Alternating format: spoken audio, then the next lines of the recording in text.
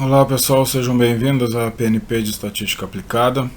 Nós temos nessa semana 5, o tópico 5, referente aos gráficos estatísticos. Nós vamos estudar o mais utilizado para a representação de dados de distribuição de frequências tanto sem intervalos quanto com intervalos, que é o histograma.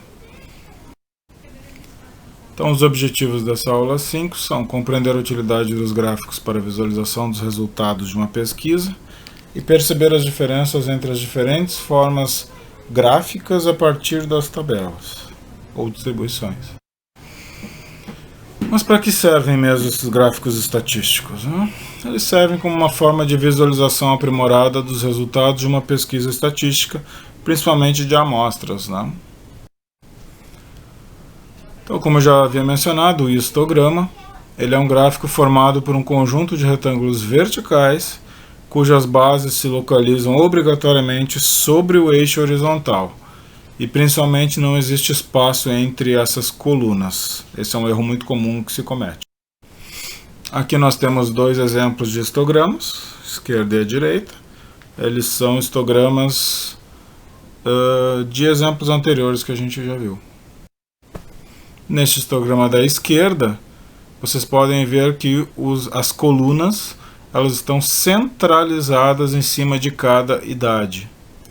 Então elas são, isso acontece quando eu tenho um histograma que representa uma distribuição de frequências sem intervalos. Então, neste caso aqui, as classes centralizadas com os retângulos, você pode ver aqui através do circulado em verde. O mesmo vale para o 4, vale para o 15.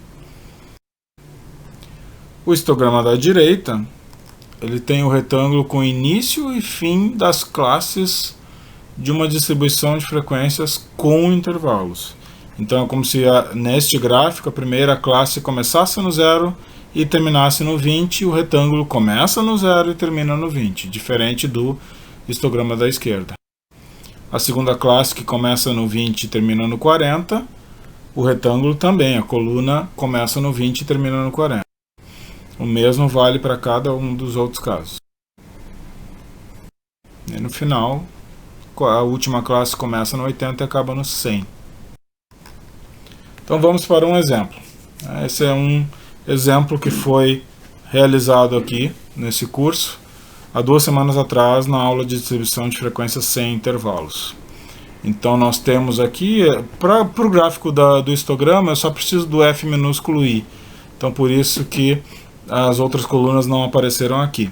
Então eu tenho as classes 0, 1, 2, 3 e 4, e o F minúsculo I, que é o número de ocorrências em cada uma dessas classes.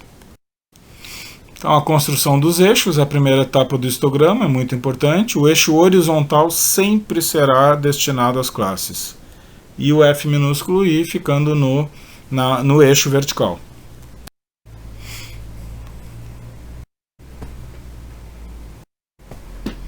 Então a primeira classe teve um FI igual a 1, então eu construo um retângulo centralizado nessa primeira classe, que era o número de dependentes por funcionário, na época, quando nós fizemos esses exemplos.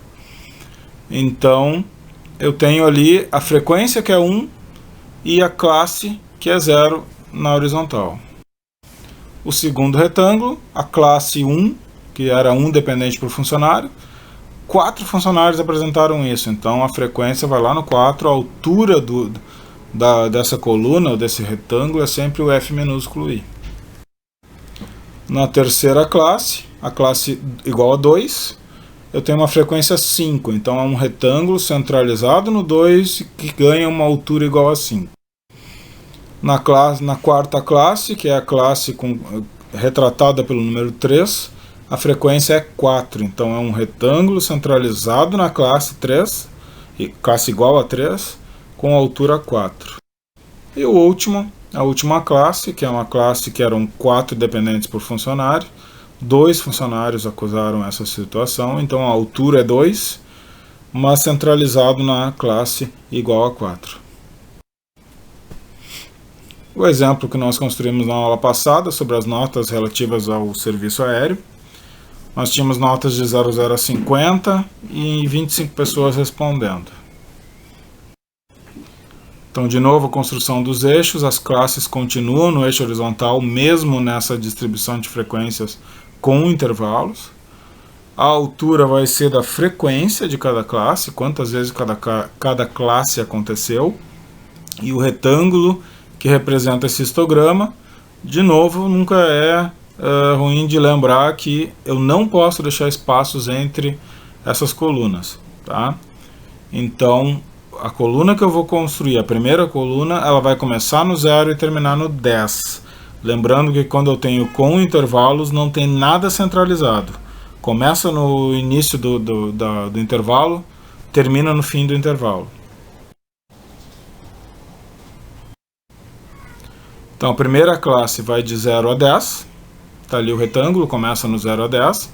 E a altura desse retângulo é o valor do FI, que nesse primeiro caso é 3.